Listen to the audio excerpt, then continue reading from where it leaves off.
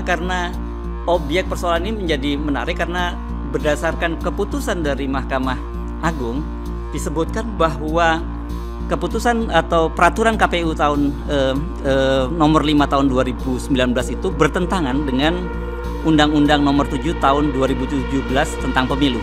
Di dalam undang-undang itu diatur bahwa seorang pemenang pemilihan presiden itu harus memenuhi 3 kriteria setidaknya. Satu, dia harus menang 50% plus 1 suara. Kedua, dia harus memenangkan di seluruh wilayah, seluruh provinsi atau 34 provinsi minimal 20%. Dan yang terakhir, dia harus menang setidaknya di separuh plus 1 dari seluruh provinsi. Dari ketentuan undang-undang itu yang juga diatur dalam pasal 6A Undang-Undang Dasar 45. Jadi ini bunyi antara Undang-Undang Pemilu dengan Undang-Undang Dasar 45 ini hanya copy paste. Jadi sama semua. Ada 3 ketentuan tadi. Dari 3 ketentuan tadi, kalau kita cermati sebenarnya harusnya Jokowi tidak memenuhi ketentuan itu karena dia kalah di Sumatera Barat. Ada 13 provinsi yang kalah dan kemudian 2 provinsi Jokowi hanya memperoleh suara sekitar 14%.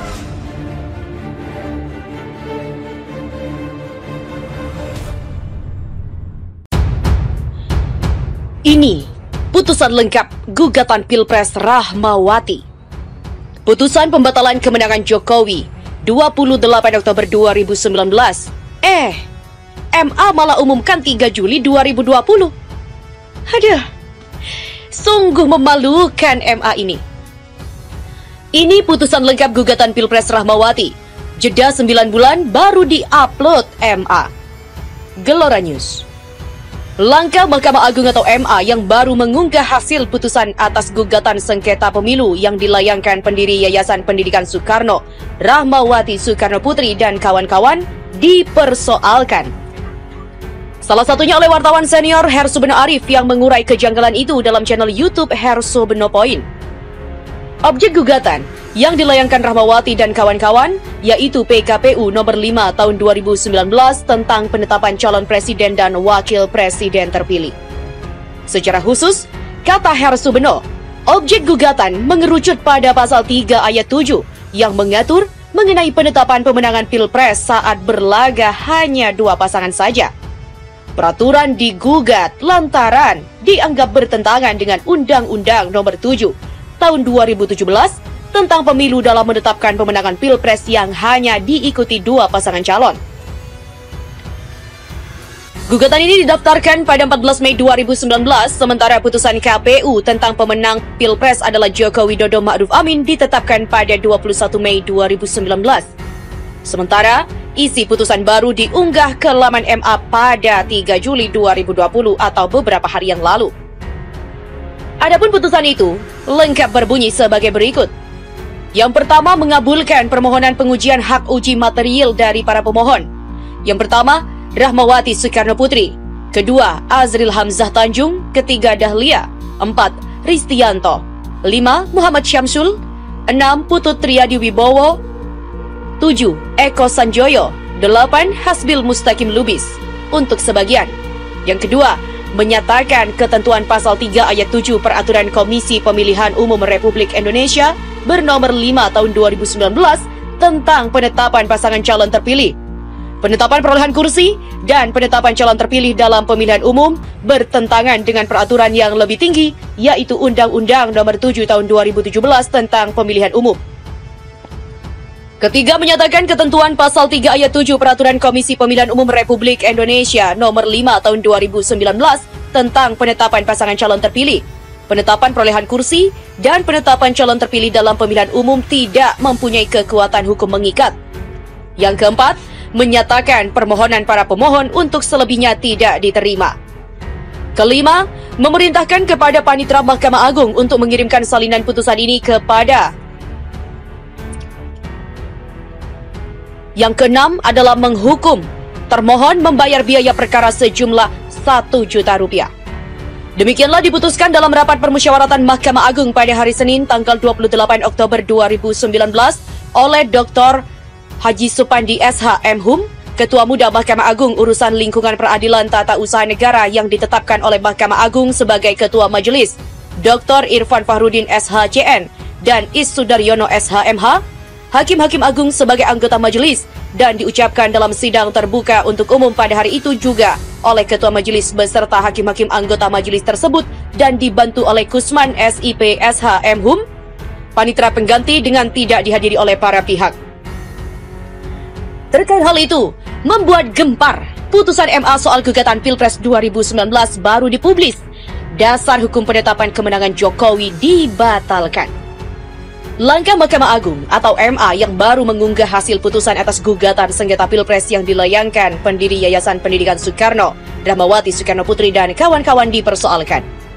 Salah satunya oleh wartawan senior Hersubeno Arif yang mengurai kejanggalan itu dalam channel YouTube Hersubeno Point.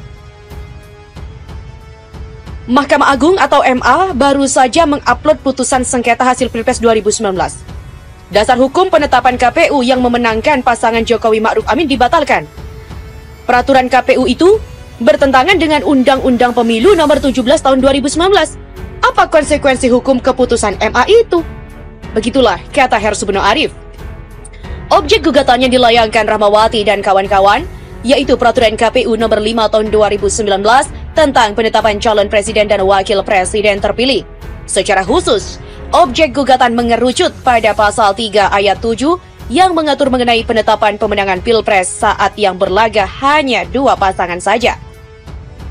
Peraturan digugat lantaran dianggap bertentangan dengan Undang-Undang Nomor 7 Tahun 2017 tentang pemilu dalam menetapkan pemenangan Pilpres yang hanya diikuti 2 pasangan calon itu. Gugatan ini didaftarkan pada 14 Mei 2019, sementara putusan KPU tentang pemenang Pilpres adalah Joko Widodo Ma'ruf Amin ditetapkan pada 21 Mei 2019 lalu.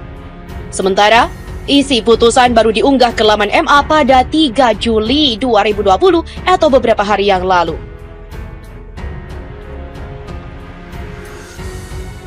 Adapun isi putusan MA sebagai berikut: mengabulkan permohonan pengujian hak uji material dari para pemohon Rahmawati Soekarno Putri, Azril Hamzah Tanjung, Dahlia Ristianto, Muhammad Syamsul, Putut Triadi Wibowo, Eko Sanjoyo, Hasbil Mustaqim Lubis untuk sebagian. Menyatakan ketentuan pasal 3 ayat 7 Peraturan Komisi Pemilihan Umum Republik Indonesia Nomor 5 Tahun 2019 tentang penetapan pasangan calon terpilih, penetapan perolehan kursi, dan penetapan calon terpilih dalam pemilihan umum bertentangan dengan peraturan yang lebih tinggi, yaitu Undang-Undang Nomor 7 Tahun 2017 tentang pemilihan umum.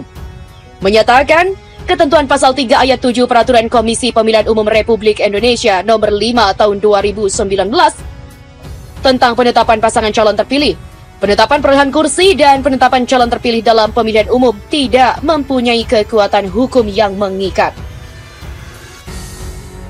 Sementara itu di laman akun Twitter, salah satu akun @Hari Harun Masiku Raib menuliskan, ada putusan MA yang membatalkan kemenangan Jokowi pada 28 Oktober 2019, tapi baru dipublikkan sekarang, tepatnya 3 Juli 2020. Isi keputusan kemenangan Jokowi tidak memenuhi syarat sebagaimana diatur dalam Undang-Undang Dasar 45 tahun 2002 maupun Undang-Undang Nomor 7 Tahun 2017 tentang pemilu. Akankah ini menjadi gempar? Di mana postingan tersebut juga disertakan dengan screenshot dari pemberitaan tersebut. Di mana dia juga menuliskan, di mana letak info A1-nya, beginilah alurnya. Yang pertama, didaftarkan 13 Mei 2019. Kedua, diregister 14 Mei 2019. Yang ketiga, diputuskan tanggal 28 Oktober 2019. Dan keempat, diumumkan 3 Juli 2020. Yang kelima, di tengah isu reshuffle. Elah. Begitulah postingan dari Hari Harun Masiku Raib. Di mana postingan ini juga telah dikomentari beribu-ribu dari netizen dan juga banyak di-retweet oleh netizen lainnya. Bagaimanakah kelanjutan kisahnya? Benarkah Jokowi akan lengser di tahun 2020 ini? Kita tunggu kelanjutannya. Karena objek persoalan ini menjadi menarik karena berdasarkan keputusan dari Mahkamah Agung disebutkan bahwa keputusan atau peraturan KPU tahun nomor 5 tahun 2019 itu bertentangan dengan Undang-Undang nomor 7 tahun 2017 tentang pemilu. Di dalam undang-undang itu diatur bahwa seorang pemenang pemilihan presiden itu harus memenuhi 3 kriteria setidaknya. Satu, dia harus menang 50% plus 1 suara. Kedua, dia harus memenangkan di seluruh wilayah, seluruh provinsi atau 34 provinsi minimal 20%. Dan yang terakhir, dia harus menang setidaknya di separuh plus 1 dari seluruh provinsi. Dari ketentuan undang-undang itu yang juga diatur dalam pasal 6A Undang-Undang Dasar 45. Jadi ini bunyi antara Undang-Undang Pemilu dengan Undang-Undang Dasar 45 ini hanya copy paste, jadi sama semua. Ada 3 ketentuan tadi. Dari 3 ketentuan tadi, kalau kita cermati sebenarnya harusnya Jokowi tidak memenuhi ketentuan itu karena dia kalah di Sumatera Barat. Ada 13 provinsi yang kalah dan kemudian 2 provinsi Jokowi hanya memperoleh suara sekitar 14%.